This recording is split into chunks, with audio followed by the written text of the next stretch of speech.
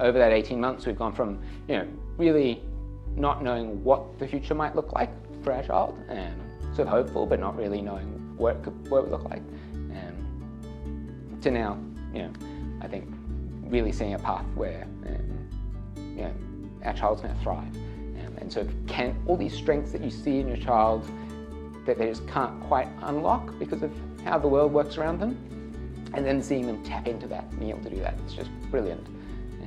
And so, we haven't thought about schools or any of that sort of stuff yet, but I think, I don't worry anymore so much about what the future will look like. That early intervention time is just so crucial. It's the time before they're having to go to school every day, before behaviours are really, ingrained and have been practiced for years and years, while their brains are still more malleable, and it's, in theory, easier to learn new skills. That's all happening in that early intervention space. So it's critical that we're able to provide consistent service throughout that time.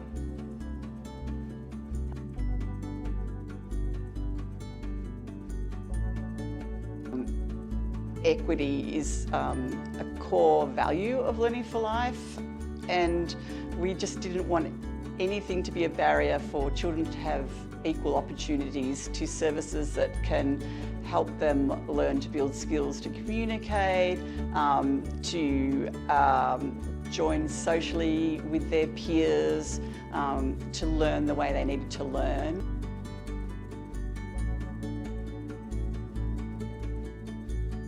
We set up Learning for Life initially because we saw a social injustice that children and families were unable to access programs that were really helpful to the families, but were expensive in that they were one-on-one therapy in the home. And families there were many families that just had not the means to afford them.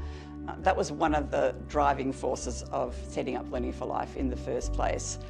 20 years down the track, even though the programs have evolved, the landscape of funding is completely different. 20 years ago, there was no NDIS.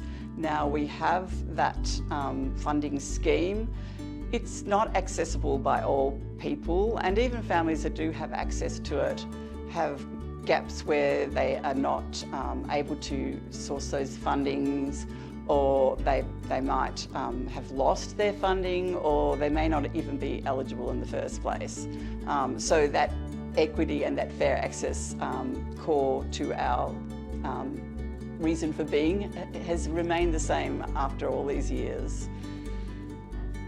The fact that at Learning for Life we have these subsidies available that empower us to say, yes, don't worry about it, we can help you, let's apply for a subsidy. That can get turned around in a matter of days and there's no interruption to service at all. We have a very rigorous process that we go through to do that, but it's just such a magical thing, even just for the clinical consultants, to be able to tell our families, we'll apply for that subsidy. Most of the time the families can't believe it.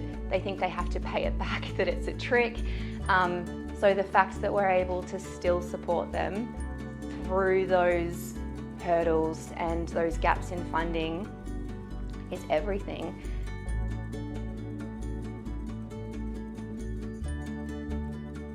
If you're a donor and you've got the means, the fair access subsidy can just remove that one little financial barrier that makes families think, can I give my child what they need? Can I give them the therapy they need?